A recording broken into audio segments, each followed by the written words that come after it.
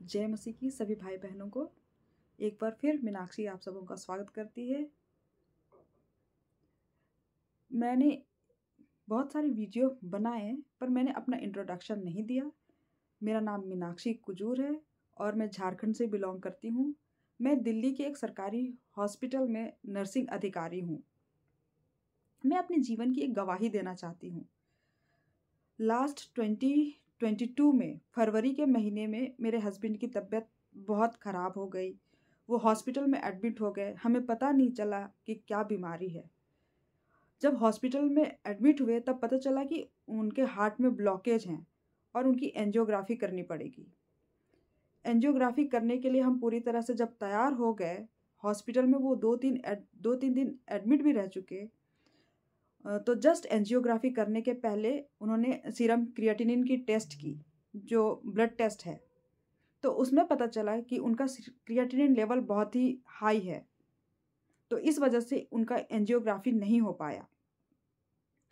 उसके बाद हमें नेफ्रोलॉजी में दिखलाने को बोला गया। हमने नेफ्रो के डॉक्टर को दिखलाया तो उन्होंने बोला कि वो हैरान रह गए कि इतने दिनों तक हम कर क्या रहे थे, उनको डॉक्टर को दिखलाया क्यों नहीं।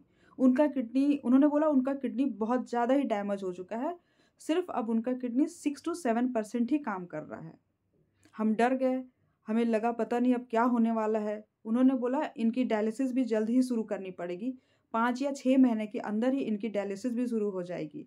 उन्होंने कहा फिस्टुला बनाने के लिए हाथ में।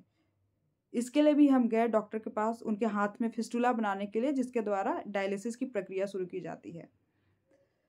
तो मैं ये कहना चाहती हूँ कि हमने सारी तैयारी कर ली। हमने सोचा कि अब इनका डायलिसिस शुरू हो जाएगा, पर फिर उन्होंने दवाइयाँ दी। नेफ्रो के डॉक्टर ने उनको, अभी भी वो दवाइयों पे हैं। अभी 2 साल बीत चुका है, पर भगवान की कृपा से, ईश्वर की कृपा से डायलिसिस की नौबत नहीं आ पाई है और अपना वो जॉब कर पा रहे हैं।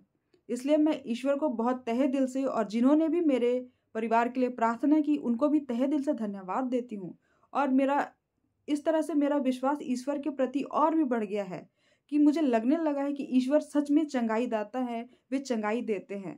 तो ईश्वर को धन्यवाद देने के लिए मैं एक वचन आपके सामने पढ़ना चाहूँगी। साम 103 अध्याय उसका 1 से 4। हे मेरे मन, यहोवा को धन्य कह, और जो कुछ मुझ में है वह उसके पवित्र नाम को धन्य कहे। हे मेरे मन, यहोवा को धन्य कह और उसके किसी भी उपकार को ना भूलना। वही तो तेरे सब अधर्म को क्षमा करता और तेरे सब रोगों को चंगा करता है।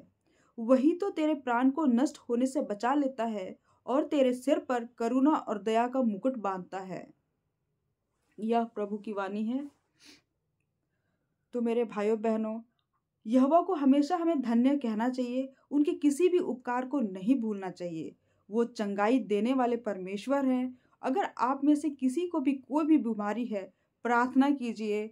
दवाइयों के साथ साथ प्रार्थना की बहुत ज़रूरत है। एक दूसरे के साथ मिलकर एक दूसरे के लिए आइए हम प्रार्थना करें, ताकि हमारे जीवन में जो भी कठिनाइयाँ आती हैं, वो कठिनाइयाँ तो रहें, पर वो ईश्वर हमें उसमें ढांढस दे और आगे के समय में हम परेशान ना हो। इसके लिए हमें ईश्वर से हमेशा प्रार्थना करने की ज़रूरत है। धन्यवाद।